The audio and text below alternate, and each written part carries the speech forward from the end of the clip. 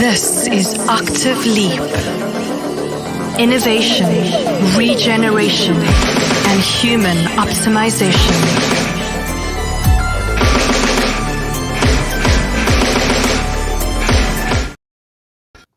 Hello and welcome everybody to the Octave Leap weekly live stream. And it's a pleasure to be back. This week I gotta say, I'm a little bit nervous about doing this one. And the reason why is because this theme is very intimate for me. This theme is, it's a deep part of my work that sort of I never planned to do. And it's something that arose very naturally.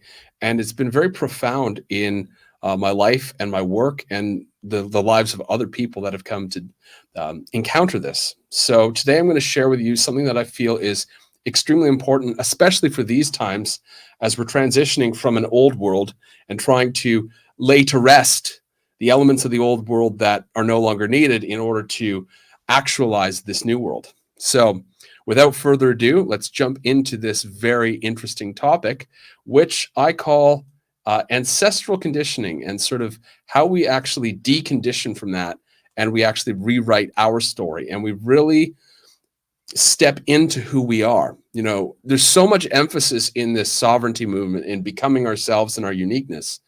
And the issue that we experience is it's much more challenging to be free than it is on paper.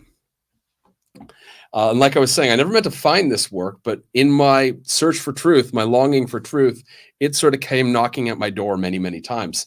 You know, since my early 20s, I was exposed to, Bert Hellinger's family constellations. I did several of those with some very, very top-notch instructors, as well the work of Alejandro Jodorowsky, and just in the different modalities that I studied over the years, this stuff kept coming up and up and up.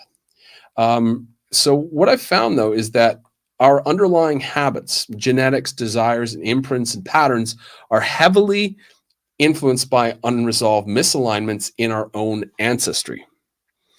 And when I was younger and a little bit more bright-eyed and bushy-tailed, I would say that, I believed in past lives, and I still do, but I mean, I have a different definition of it now. But I always thought, and they talk about this in certain spiritual traditions and religions, that you have this soul with this karma stuck to it that's floating through the time and space, and it kind of brings so much with it. But what I actually realized is that somehow that is also mirrored by the ancestral lineages that we come from, and it's actually perfectly entwined with our family ancestry. And that's something that we can actually tangibly touch and we can look back at and we can verify. And me being a little bit more of a practical guy, I really like the ability to verify things. So dealing with this became much more tangible, much more practical, and much more efficient in many ways than calling it, past life karma and that type of thing. Although, I still will use some of that language from time to time. And when I say past life, it's more that we have this, what happened before birth. We all have this amnesia of that, or some people do, and some people have memories.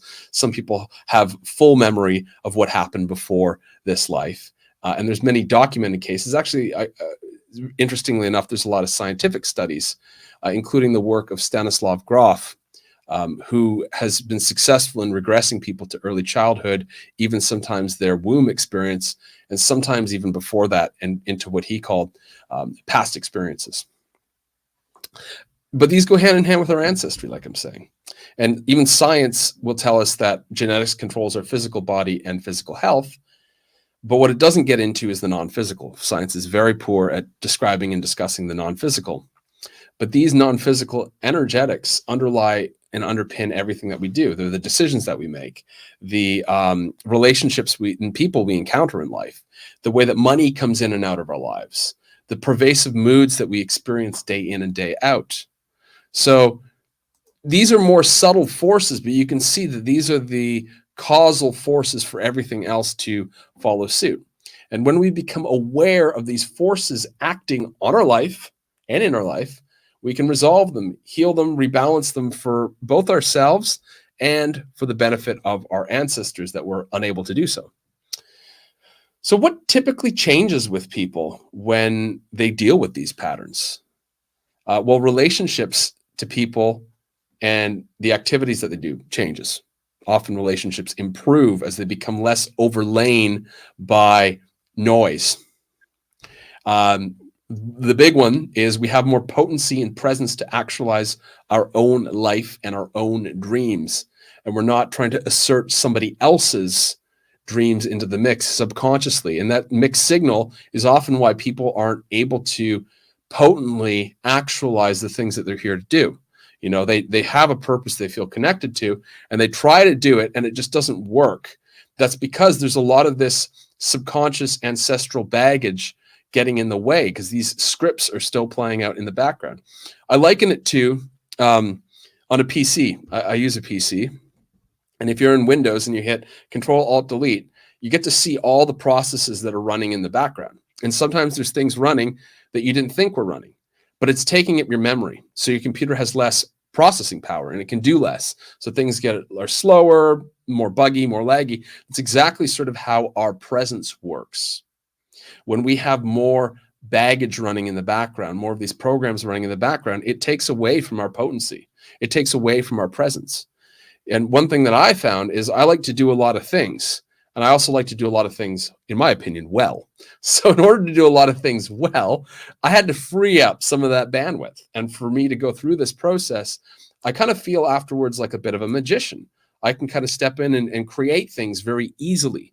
And other people who have done this, maybe through working with me, maybe from somewhere else, maybe through doing this process on their own, they also free up so much more presence and energy to put forward to the things that they really feel deeply passionate about.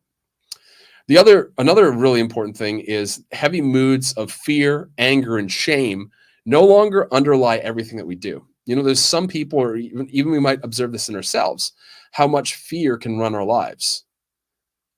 Just anybody want to share, like in the comments, if fear might be something that you feel is running your life, and no matter where you go, every decision, every action you take, every time you go to eat, it's underpinned by fear. And I know a lot of people like this. They might laugh, they might smile, they might be the most outgoing people, but when you really drill down to that sort of core fundamental crux, there's a heck of a lot of fear or anger, or some people can be very shameful. It all depends on the type of person, their wiring, and the way that specifically expresses.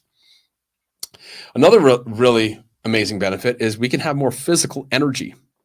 You know, there's just more life force coursing through us because, well, this conditioning and baggage actually obstructs the body. There's your actual physical obstructions, or physical might not be the right word, but life force obstructions that cause physical problems, including injuries and illnesses. And sometimes I can see when people remove these ancestral patterns, then what ends up happening is their injuries tend to go away, or the patterning behind the injuries is removed, and then the injuries can then heal. The body knows what to do. It has that intelligence. Unresolved misalignments, however, when these are playing out because we haven't addressed them, basically run our lives a lot of the time. And what are causing these things? What are some of the things that our ancestors may have experienced that began this chain of events that's been passed down generationally? In my work, what I have seen, the type of themes I've seen a lot of are dealing with war-related trauma and loss. So we had a Second World War, we had a First World War. Some of my clients are from China or Asian countries, and there may have been, communist regimes that came to power in the last 80 or 90 years that basically did so by force, and they forcefully imposed restrictions on people, and that stifles culture. And for the actual people experiencing that, they go from one way of life, which is very harmonious and very in tune with the flow of life, into a very cold, mechanical, robot-like experience that can create a lot of misalignment. Another one that happened in our past, and might happen in our future, is enduring hardships related to lack of resources and famines.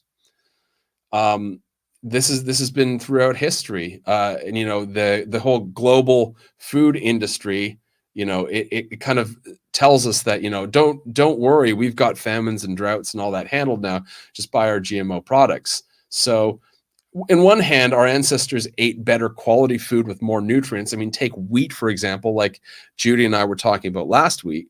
Wheat is a completely different species now, one that's extremely inflammatory and extremely difficult for the body. But in the past, it was sort of the golden nutrient that supplied so much of our life force and vitality before genetic modification. So our ancestors had access to maybe better quality food and higher nutrient counts, but they weren't immune to famines. And so sometimes there was large environmental crises, weather crises that caused famines, like the Irish potato famine. And that obviously has a major imprint on an entire generation, but that imprint gets passed on and it keeps going down the chain. And the people that are the progeny of the ones that this happened to carry that pattern with them. So another one, of course, for people and ancestors who may have experienced totalitarianism, participating in a society or community that stifled individual sentiments and forced people to be hard and tough. The 20th century, especially the early and mid part of the 20th century, it saw a lot of experiments to really snuff out the human spirit and to replace it with this bot-like obedience. And again, we're seeing that in a new way now emerge. This way is a little bit more of a softer, suggestive approach, as opposed to the iron fist, where, in certain countries, they would round up the intellectuals and execute them or send them off to labor camps. Fortunately, we don't have that nowadays, but some of our ancestors may have had to deal with these things in the past that cause major misalignments. Another thing I see too is not all these are negative or extremely difficult circumstances. Sometimes they were traits that worked in a certain time and place, but they're no longer appropriate for now. So an example of this may have been a outdated definition of a gender role that really suited an ancestor in a certain time and place and allowed them to function very well in a certain society, and they were able to get what they want. But nowadays, it's just completely inappropriate because things change. And Susan is asking, how do you know that you carry ancestors' conditioning still? And how do you know that, for example, fear is ancestral? That's a very, very good question. Fear is one of the primal indicators that rests in the limbic system. I mean, it really goes back before our ancestors. We have these primal fears that go back to the Stone Age. And those primal fears include fear of the unknown, fear of the dark, fear of ostracization from society, and fear of chaos. And so these fears are essentially meant to keep us alive. They're part of our survival instinct. The problem is when they get compounded by things, and they become specters in a way. So an example of that would be, like I think of this is sort of like if somebody carries a lot of stress in their body and sort of they have a lot of fear that's kind of all bundled up in this ancestral sort of obstructed kind of way, and somebody bumps into them with a shopping cart, they might have a response like, somebody's at the door, trying to take their children away or something like that. That's the response in the body. And then they might turn around and they might shout and they might get angry. Road rage is another example of this. People who are prone to road rage out of nowhere will just basically sometimes attack people with their car. And that is a severe, completely heavy-handed response that's completely inappropriate to what happened. Somebody cuts you off in traffic and then, that person's getting, chased down and attacked as a result of that. Well, they're not really responding to the situation at hand because, if somebody cuts you off, you can let it go. There's nothing to do after that. It's everything that follows. It's everything that happens in that story. And for most people, they're only aware of the trigger, and they're only aware of the emotion that they feel, which is probably rage. But underlying that rage, underpinning that rage, if we dig a little deeper, what is it? Sometimes it can be fear. Sometimes it can be fear that somebody's taking something for you and you've got to stick up for yourself and you have to assert yourself aggressively or even violently. Okay, so grandparents and parents often inherit these traits that get passed down these ancestral lines. And, I had this amazing quote from Alejandro Jodorowsky in the description, and I just want to kind of give a visual image of this. So we tend to think of the family tree. We have these ancestors here who had, our great grandparents, who had our grandparents, who had our parents, who had us. Here we are down here at the bottom. And we think everybody's looking forward, like they created us, and we're all sort of moving forward. But in turn, we're all kind of facing this direction. We're all looking back at those grandparents because there's this subtle patterning that's still, it's the elephant in the room. It's the thing we can't really touch, but it affects everything that we do. And we're wondering what it is. And sometimes our parents don't know. And sometimes, we don't know. We just inherit this thing. And, another great author who really spoke to this was a fellow named Joseph Chilton Pearce. Joseph Chilton Pearce. Joseph Chilton Pearce wrote a number of books, including The Biology of Transcendence, Magical Child, but I'm referencing his earlier work with A Crack in the Cosmic Egg. And he says something very profound in there, in that when children come into this world, they come in with their own unique instructions. It's their primary programming. But by the age of about anywhere from 3 to 6, that primary programming, it kind of interfaces and often gets overridden by the societal programming, which he calls the semantic reality, the reality of words, the spells of spelling, and of ancestral. So there's sort of two forces, the ancestry and the societal programming, the semantic reality, that override a child's primary programming. And often people forget about their childhood experiences. I mean, just try to remember when you're 2 years old. We can't. And, science says, well, it's because the brain was developing. It's because we're in a vastly different state of being. And often what's actually happening here is something very different. And this is proven by transpersonal psychologists like Stanislav Grof. And Grof had different methods. Some were using various substances. Others were using breathing techniques to regress people back. And when he would regress people back and show them pictures in sort of this different state, this theta state, show them pictures of themselves around that time where their primary programming became overridden by societal and ancestral patterns, they would often break down in tears and cry. And he could, if he was successful, sometimes regress people to their childhood and reconnect them with that primary impulse of what they're here to do. And in the New Age, we hear a lot about inner child healing and that type of thing. And inner child healing is a diluted variation of reconnecting with that primary programming, that impulse of our own uniqueness that somehow gets clouded. And, often we end up being adults. And as adults, we're sort of bumbling around with a mix of that primary programming, but it's sort of clouded by the societal conditioning that we receive, the environmental conditioning, and of course, these ancestral patterns. And so we can get rid of the societal stuff by just, forming our own communities, our own friends, our own societies, getting outside the system as far as we want. But what's left once we're out of the system? We're still left with this ancestral patterning and programming. And so it's something we need to address if we want to truly be free. Parents who have done their own work are also doing an incredible service to children. So, now we have this generation of parents at sort of a mass scale, I'd say, who have been involved with this stuff for 30 or 40 years, who have had children and have raised children properly. So the next generation comes in with much less of a burden of the ancestral patterns. And so, there might be people that I see that are in their 50s and 60s who have a very different relationship to that ancestral patterning and conditioning. They might feel there's more of it than somebody who's in their 20s or 30s. And, these people say, oh yeah, but my parents were, they were into an alternative lifestyle. They were into, family constellation work. They were, doing, I don't want to call it self-development, but they were involved with conscious practices before they were before they had me and after they had me. And so as a result, I feel freer. I've lived with several spiritual communities and conscious communities growing up.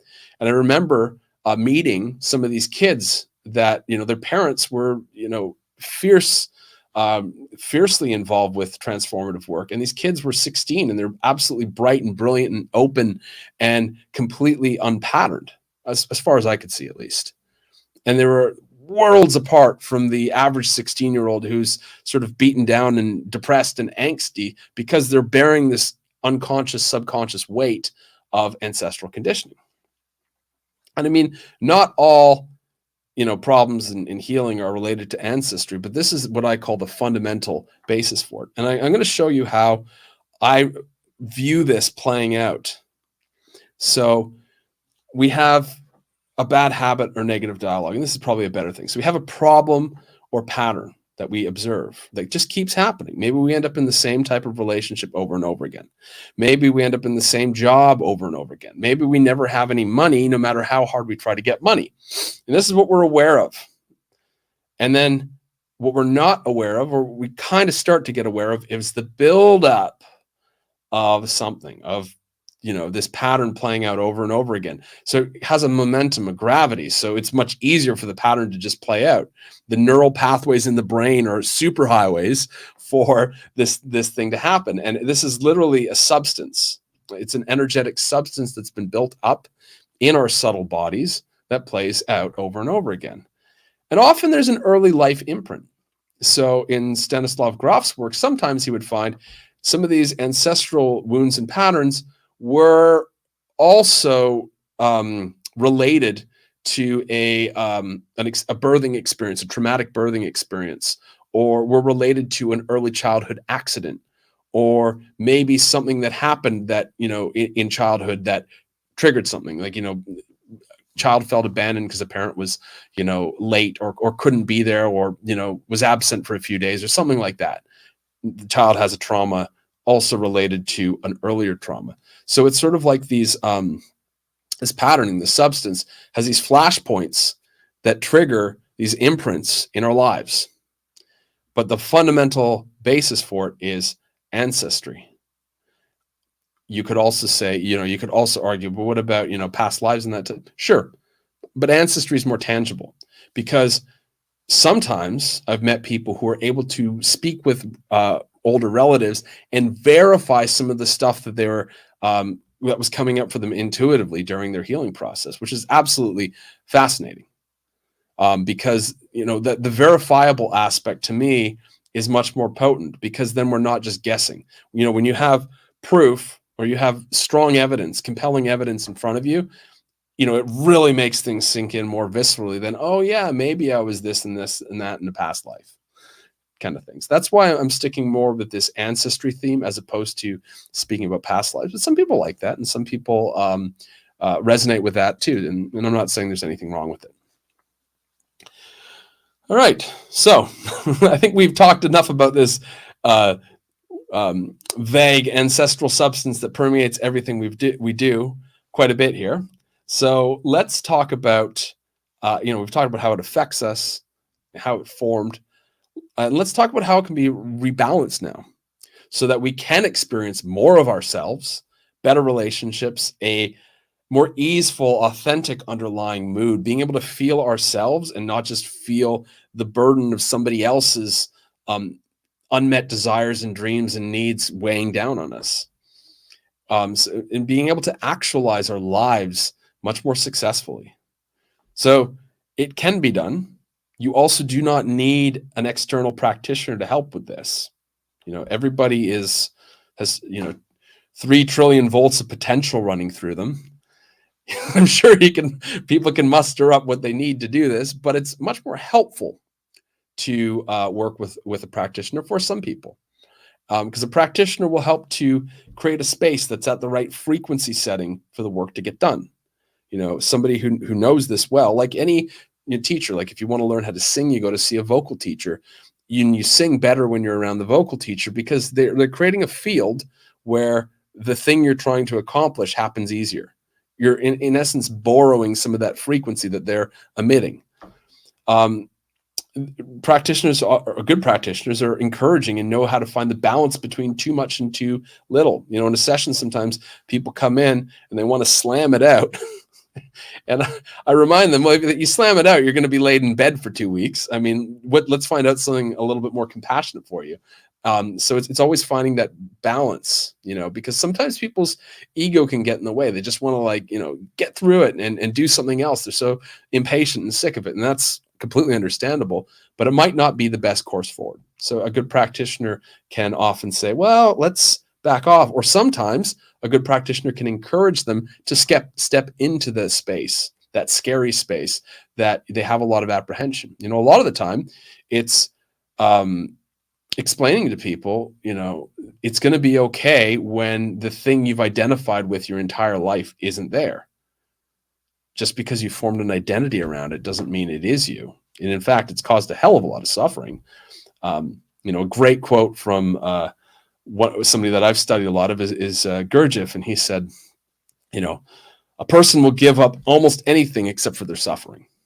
And it's true. I mean, the crux, that chief feature, that primal wound, people are so hesitant to give up. And they almost relish it, like they've made it such a part of their identity that it's almost something that becomes their pride. And you know, you find groups that, you know, get together sometimes and they just build each other up on these on their wounding. And you know, they don't really get very far, but there's an element of feeling good about it.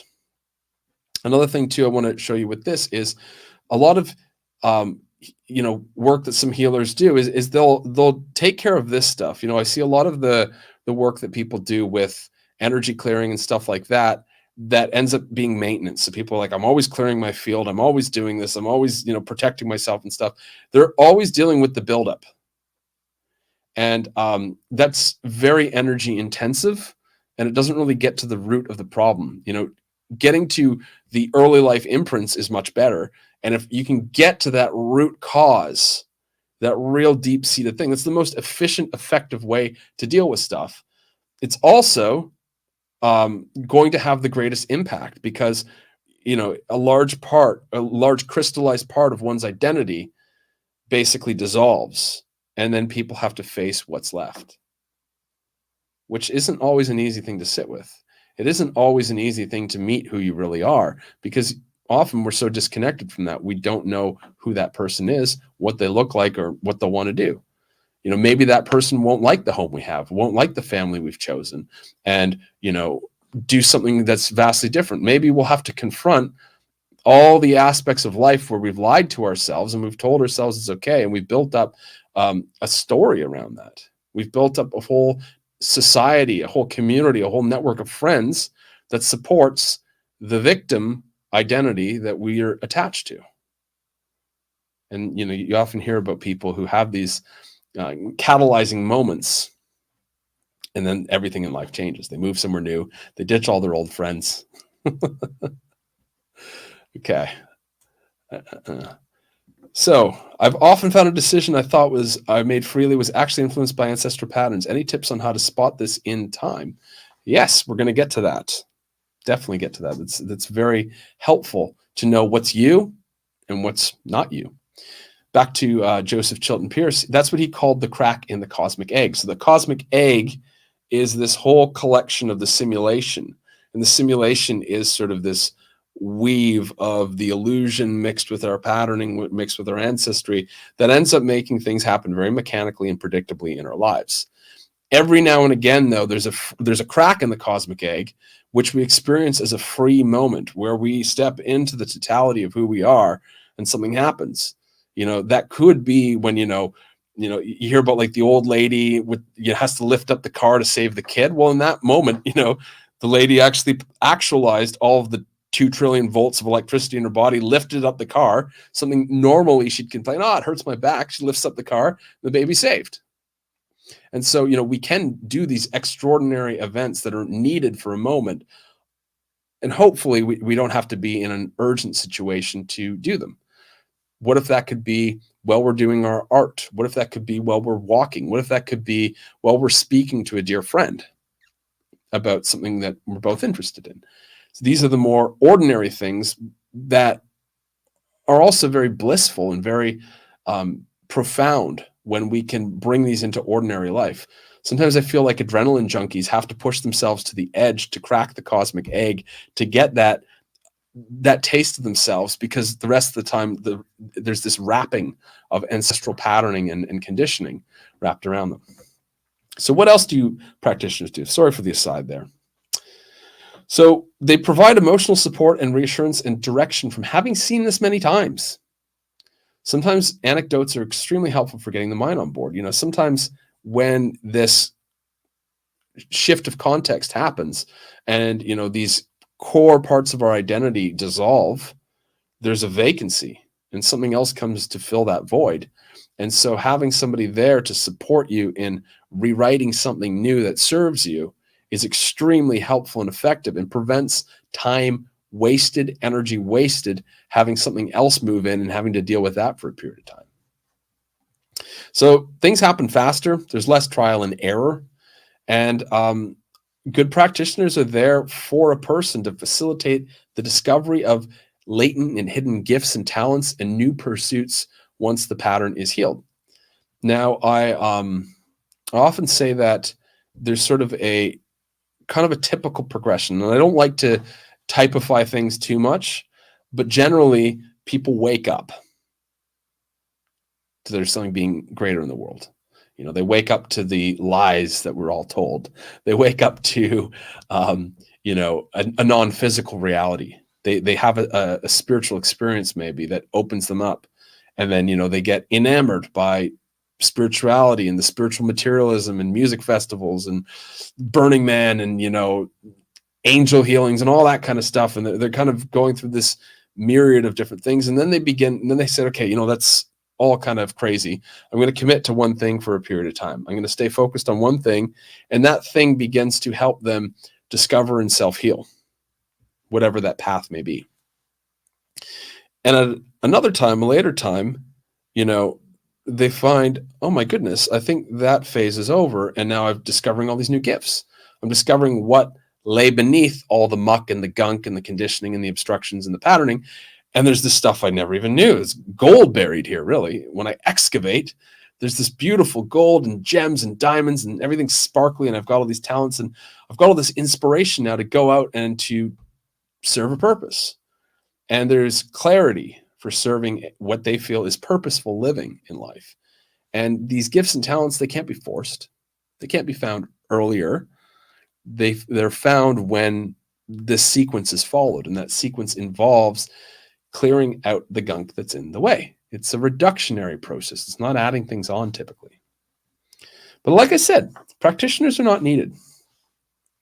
Often people who don't expect to do this work or have no means of affording it. Sometimes, people are just like, wow, Dave, this is great. I don't have enough money to work with somebody for however long it takes to get this done. I'm just not in that situation. But you know what? I'm willing to do some trial and error. Great. And I know a lot of people who have done it themselves, and they've done it successfully themselves, because ultimately no one can tell us how to do our own process. That's a very personal thing. And life is often working in our favor should we choose to listen to it. And so I've met lots of people who have these experiences, and life is very obviously moving them in a very certain direction to face something. And especially, the more of a voltage people live with, a higher frequency that people try to aspire to live with, the more that life shows them with this immediacy in, no subtle terms, exactly what they need to face. But it can, trial and error can mean making mistakes, and it may create undesirable circumstances for a little while. There can be a lot of fear and uncertainty about what's happening, especially when some of these aspects of our identity dissolve, and we might be in complete shock or panic or fear and not know what to do. And if we don't have somebody who understands how this process works, it can be very difficult and very disorienting and very challenging. And it can also take longer, because sometimes we might not be as focused. We might be trying to fit this in with everyday life and not have that space, that 1 hour or 1.5 hour space where we can really focus and adjust our brain waves to go into those deeper alpha and theta ranges where we can actually begin to rewire our subconscious mind. So needing a practitioner or doing it on one's own is a personal choice, and ultimately whatever feels right to you should match your life circumstances. So somebody might not have a lot of money, but they might have an opportunity to go create their own retreat. Maybe they have a cabin, or a family member has a cabin. They say, come, take care of the cabin for the summer.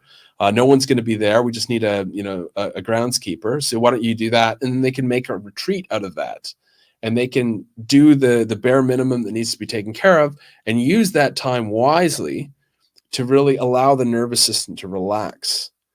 The key thing here is when we know how to relax, when we drop in and the nervous system quiets down, all the noise begins to clear, and we now see the contrast between the patterning speaking, the conditioning speaking, which usually happens at a more agitated state, and our own voice speaking clearly. That's why I believe some people get very interested in like Vipassana meditation. I've never done it myself. I have meditated for long periods of time, not like Vipassana though. I have done retreats as well. But some people, they just see that, they can filter out all the noise, and they just come into resonance with that deeper, slower, understimulated voice, that their own essence. And they're just like, that's basically it. But of course, most of us are living lives in the modern world, and we might not have this opportunity to go, live in a monastery.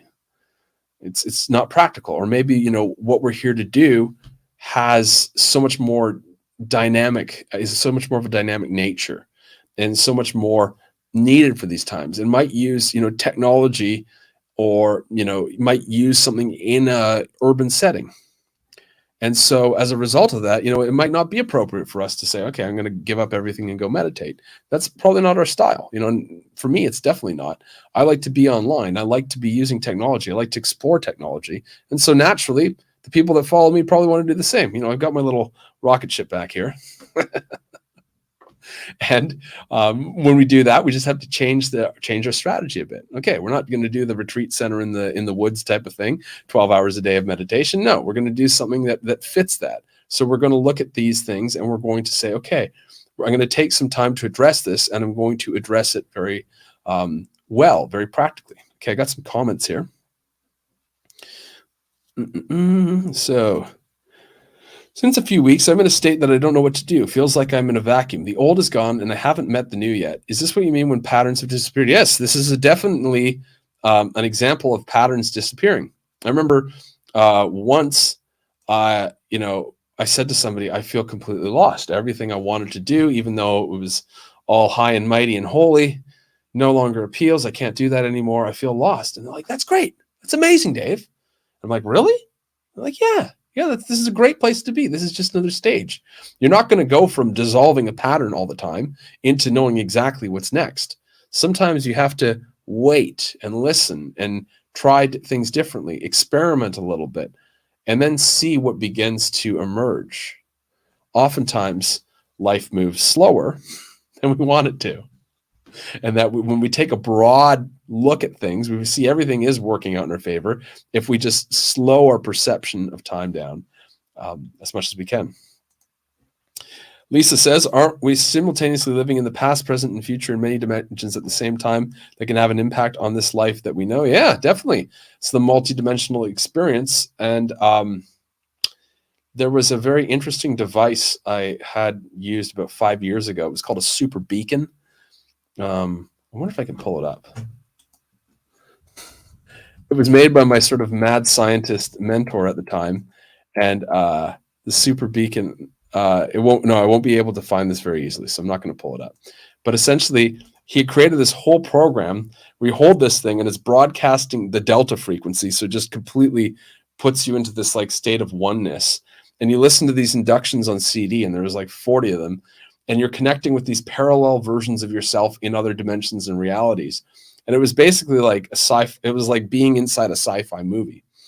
But the interesting thing was that you connect with these different versions of yourself, and you bring them back into the version of yourself you're aware of, and all of a sudden you have more skills and abilities and a much broader perception of life, and your dreams become more vivid and that type of thing. So there is a benefit to that.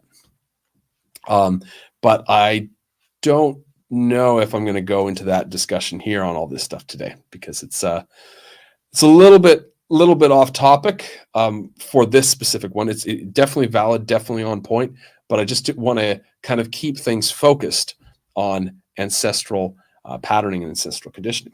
Okay, so now everybody's probably curious, well, what can we do other than slowing down our lives? Okay, it's because it's kind of vague information. Well, what I tend to do when I'm working with people, or even when I was doing this for myself at first, you have to establish a resonance. So if you're doing it with yourself, you kind of have to get yourself into a state of being where you can see things clearly and objectively without judgment. And so maybe that's a long walk. Maybe that's, for me, sometimes it's playing a musical instrument, or sometimes it was doing self-care practices. I used to do a lot of yoga or qigong, or cold dips in the ocean, whatever it was, but kind of getting onto more of a meditative bandwidth. What I also really like doing is then, sometimes with people, I can just sit down with somebody and I just know immediately. And I'm like, okay, this is how, it happened on your maternal lineage. It looks like it's about 3 or 4 generations back. And I can see stuff really clearly. And that's because a lot of these people, they're ready. They've done some of their own work, and they're in a safe space. They trust me, or they trust another facilitator, whoever's working with them, to basically work with them and hold space. And it's just right there, and you can read it very easily. Other times it requires, a little bit of a warm up. And so, even with myself, I did have to explore gaining, where do I even begin to follow the thread of this knowledge to know what happens? And being an astrologer really, really helped with this. So I'm going to show you a practical way. If you know astrology, and I do talk about astrology and human design on this show, it's part of what I do, but I'll show you a cool way you can do this. If you know an astrologer friend and you wanted to ask about this, that might be a thing if you don't know astrology yourself. But let's take a look here. So I've got the birth chart of Vladimir Putin, because he's kind of a man in the spotlight right now. And as a man, I think we can all say we've heard of. So as opposed to me pulling up somebody that you might not know. So there's some interesting information in here that I can already see that this person is actually really standing between the future and the past. And there's a hell of a lot of past momentum. So there's 3 specific areas. There's more than 3, but there's 3 regions of an astrology chart. And that would be the 4th house has to do with the father and the influence of the father and the influence of hidden or unseen genetics. Generally the part of us that, because sometimes you can have a father that, might have got a mother pregnant and then taken off, and you don't know your father. Generally people know their mother. So it could be a case of, inner world, inner sort of nature that needs to be explored is the 4th house. So it's the father, it's inner nature, it's sort of maybe more hidden genetics. And so in this case, it's in Aquarius. So his inner world is a vision for the future, and trying to bring that about with the north node of the moon here. And so Aquarius also being ruled by Saturn, it's in the 12th house. So there is a need to reach into the past, into his own subconscious mind. So for those of you who don't know astrology, I'm not going to get into what all the houses mean, which are these little sections here, but the 4th house has to deal with the father. The 10th house and our inner world. The 10th house has to deal with our mother's influence and our public persona in career. And the 12th house has to deal with the subconscious mind, has to deal with our past before this life, the mysterious, murky things that tend to crawl up on us. And as you can see, in Vladimir Putin's case, there's a lot of past stuff here for him. The Sun, Saturn, Neptune, Mercury is all sitting in the 12th house. So a lot of his energy is bound up in exploring the unknowable, exploring the past. But it's somehow he's trying to bridge it with moving forward into his vision of the future. And an individual like this, and I'm not necessarily going to stick with Vladimir Putin, Libra is trying to find balance at the end of the day, is trying to mediate, is trying to find fairness, but it can happen in such an overblown and dramatic way.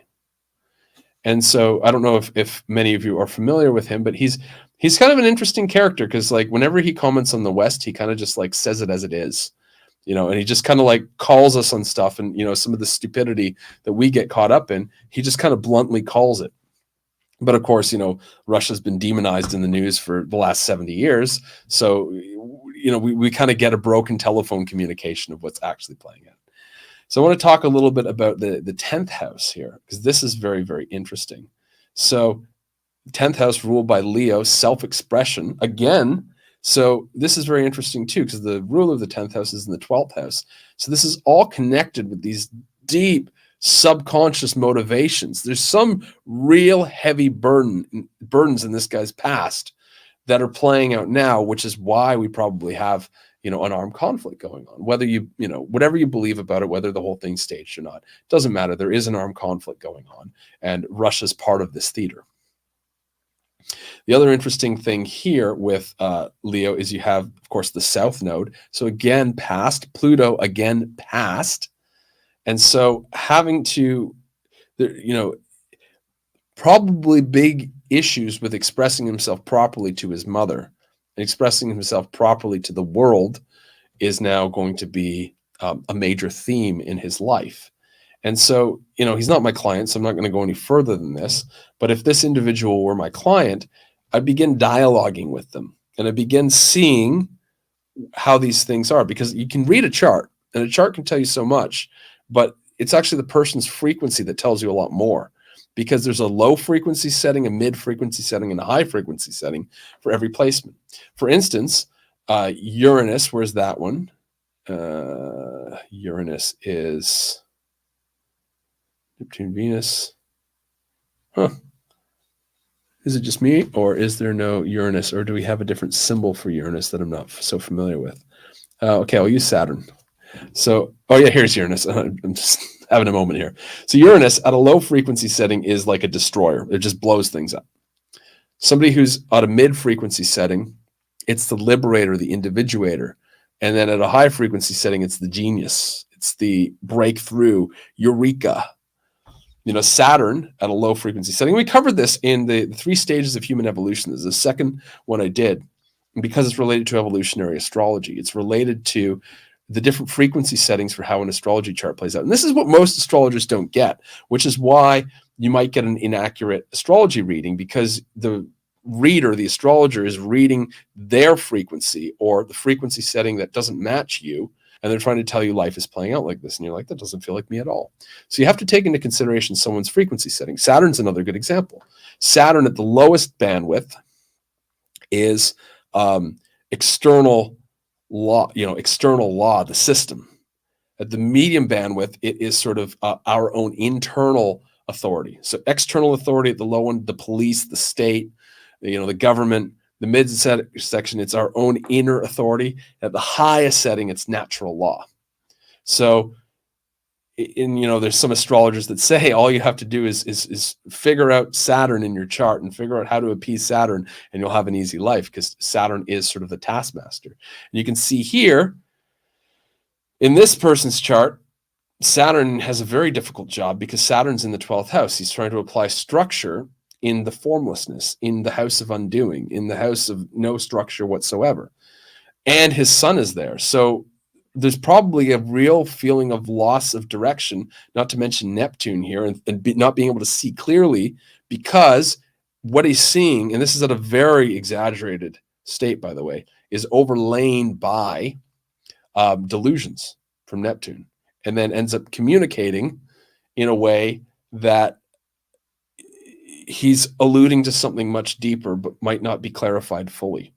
So this is a very, very, almost difficult to articulate, because it's such old stuff that doesn't have to do with anything in this person's current incarnation, but has everything to do with this person's current incarnation. Okay. So that was my little way that I tie it in. So for me, I look at the astrology chart of an individual. And like I say, I kind of need a person in front of me. And, I'm not working with this individual here, so I'm not going to go any further. But if I was working with somebody, there's a dialogue that emerges and like, yeah, this is the relationship with my mother. And I can start picking out things from the chart and saying, is it like this or like this? And then when I get a clearer picture, usually what ends up happening is at some point, there's a sort of a resonance reached and the pattern becomes very obvious. And it's usually that first pattern. And this is, again, knowing what too much versus too little looks like. Too little is not being able to articulate and identify the thing that's coming up to the surface. Too much is trying to identify everything all at once and deal with everything all at once, which is not often advisable. But seeing that thing coming up to the surface and knowing what it is and saying, that's the thing we go for. And then from there, usually the first step for me is clearing away externalities. So attachments to other people. That thing or that pattern might have a representation with an ex-partner, let's say, or with a sibling, or there might be some, negative aspect or unhealthy aspect of a relationship playing out in a person's life in which that pattern is deeply enmeshed. And so it's actually cutting out the buildup. It's cutting that off and sort of dissolving that. And again, I'm talking sort of about energy work here, but it's so important because people often feel like themselves. It's like a rejuvenation. They feel like, wow, that big, heavy tether to someone else is gone, and I feel like I'm myself again. Great. And now we can go a layer deeper. Are they ready to deal with the imprint? And when they deal with the imprint, usually that's where the ancestral patterning kind of begins to reveal itself more and more and more. And it can often be like a hypnosis session. I don't intend for it to be hypnosis, but sometimes people are like, oh my goodness, I see, this person. And I'll ask them, who is this person? Who are they? And then they'll be like, oh my goodness, I feel like it's my grandfather or great grandfather. But where are they? Oh, they're in Sweden. They're in rural Sweden right now. Oh, cool. Okay. What are they doing? Well, they're running a bookkeeping office, but there's a fire and they lost their business and the whole thing burned down. And how do they feel? And then when they start to get into the feeling of that individual that they're connecting with, they realize, oh my God, I feel like that. Oh my God, I have a fear of my business being burned down. And then, oh, interesting. Can we release that? And it's always a dialogue of what does the person want to do? How far will they go? Do they want to release it? Do they have the personal power to release it? Sometimes they want to, but they don't quite have enough of themselves present. But when you become aware of it, usually you begin to accrue more and more momentum. So sometimes, there's one push and then, they'll come back a few weeks later and there'll be the push and they'll feel very different.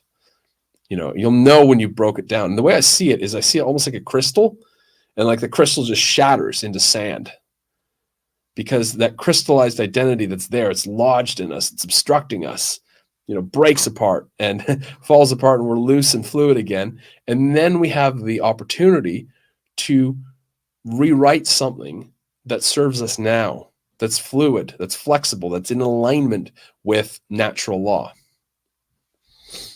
So again, any of these things that I'm discussing that in the way that I work with other people, they can be completely applied to the way that people work for themselves, work with themselves. Sometimes, I'll give you an example. One way that I've worked in the past, and, you may or may not like this, it may not work for you, but I have, just for fun, and, again, I don't give these a whole lot of weight, but I've got tarot cards and I've got the original Rider-Waite deck right here.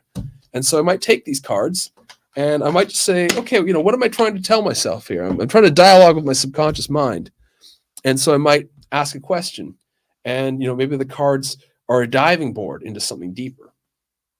For me personally, some of these tools and props in earlier stages, they were more useful. They're kind of like training wheels in a way, in that the later stages, you don't actually need anything at all. You don't need the tools. You don't need the props. You're just able to sort of drop in and sort of switch on those parts that need to be turned on. And then usually, your brain waves will start to shift into a more, calm state, a more relaxed state.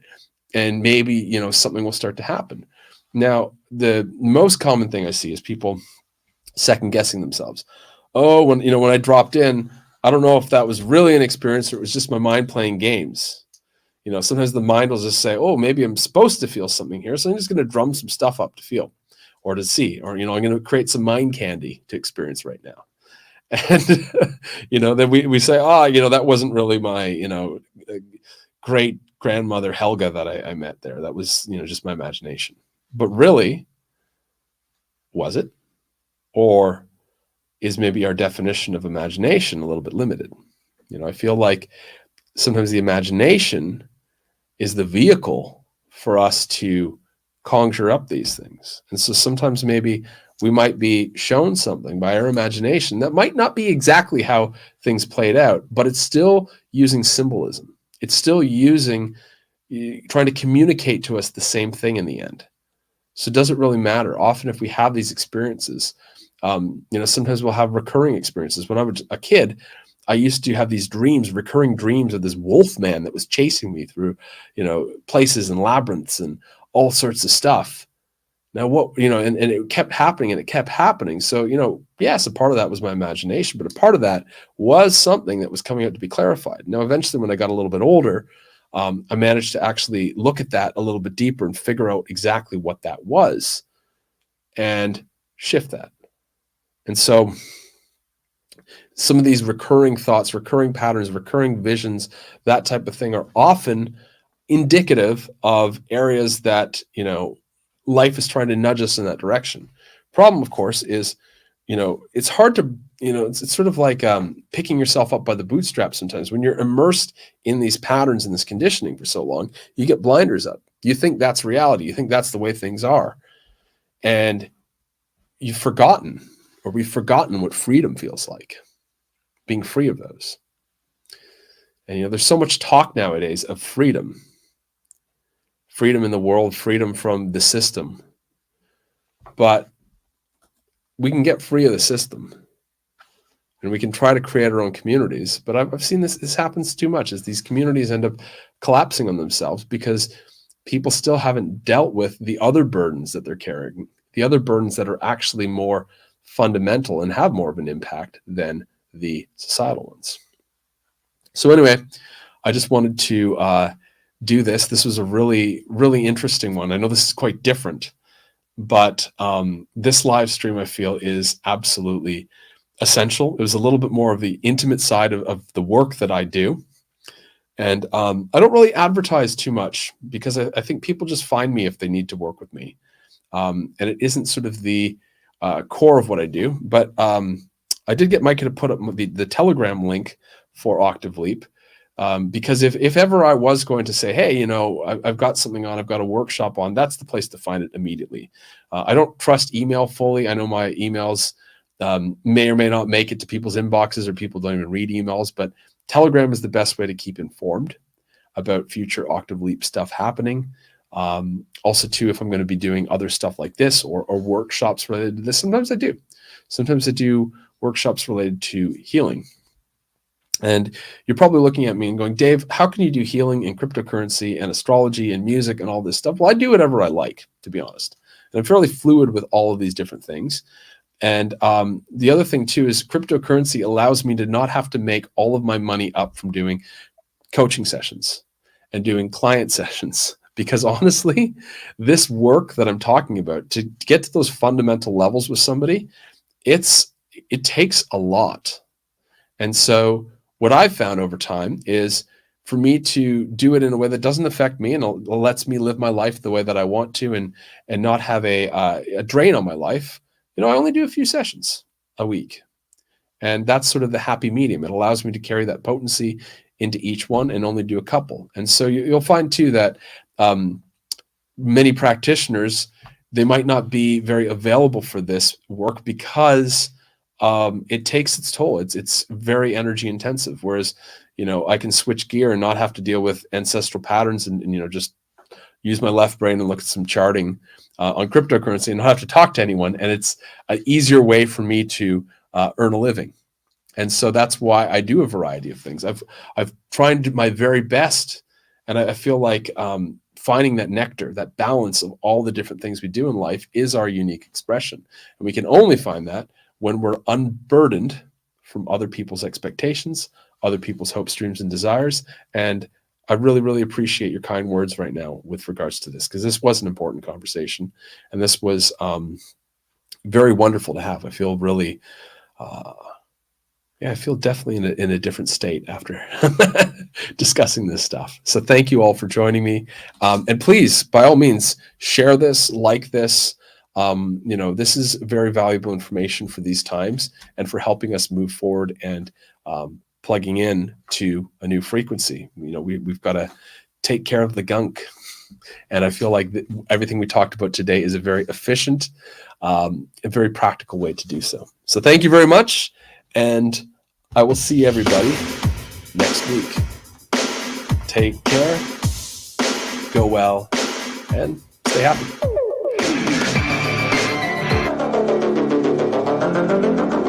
This is Octave Leap. Innovation, regeneration, and human optimization.